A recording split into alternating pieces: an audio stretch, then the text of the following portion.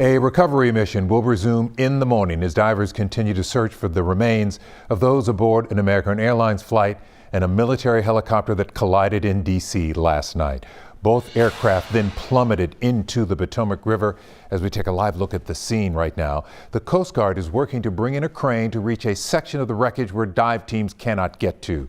64 people were on the plane, while 3 soldiers were on the chopper. At last check, more than 40 victims have been pulled from the water.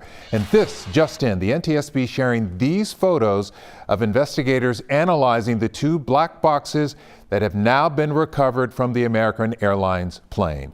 We have team coverage tonight as we learn more about the passengers. But first, Erica Brown has the latest on the investigation into how this could have happened. The black boxes that were recovered Thursday evening could be critical to the investigation and bring clarity about the final moments before that deadly mid-air collision. Recovery crews spent all day Thursday combing the Potomac River, searching for the remains of those lost in the horrific collision just short of the runway at Reagan National Airport. At this point, we don't believe there are any survivors from this accident. Officials say there were 64 people on board the American Airlines regional jet from Wichita, Kansas, and 3 on the U.S. Army Black Hawk helicopter when they slammed into each other as the jet was preparing to land just before 9 Wednesday night. The plane now sits upside down, broken into at least 3 pieces in waist-high water in the Potomac. CBS News has learned that just 1 air traffic control worker was managing the helicopters and planes, a job normally done by 2 people. The National Transportation Safety Board is leading the investigation. We look at the human, the machine, and the environment. That is standard in any part of our investigation. We're still in a recovery mode. First and foremost, to get the perishable evidence and specifically the bodies out. Once we get a little bit closer into that, we'll be able to better understand the dynamics of what may have happened. Recovery crews suspended their search at dusk. They'll be back in the water at dawn.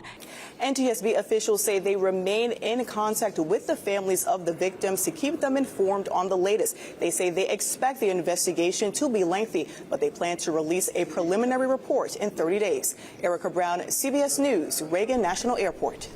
And we have some details about some of the victims on board the American Airlines flight. A few of them were part of an elite figure skating club. Maria Aguilera reports on how they are being remembered. Maria? Yeah, Len, this tragedy is being felt everywhere, including here in Houston, especially for those in the figure skating community, which we're learning some of the victims were part of. There were no survivors after a mid-air collision between an American Airlines regional jet and an Army Black Hawk helicopter near Washington, D.C. 67 people died, including several members of the figure skating community, 6 from this elite skating club of Boston. The club is mourning the loss of 13-year-old Gina Hahn and 16-year-old Spencer Lane, 2 up-and-coming skaters. Hahn's mother, Jen, and Lane's mother, Christine, were also on the plane, along with their children's coaches, Vadim Nomov and Evgenia Shishkova, who were married and won the pair's title at the World Championship in 1994 and competed in the Winter Olympics twice. Their son, Maxime, a competitive figure skater for the U.S., was not on the plane. So the best way I can put the Skating Club of Boston is it's a family. Misha Mitrofanov lived and trained in Houston before moving east to join the Skating Club of Boston.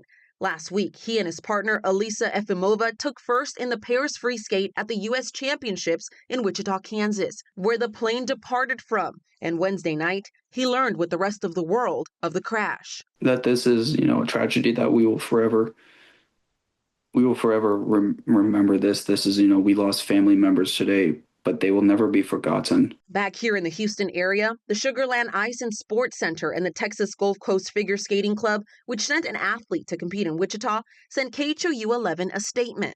It said in part, the organizations are deeply saddened to have learned of the tragic plane crash, adding that their thoughts and prayers are with those suffering from the losses and those that knew the victims.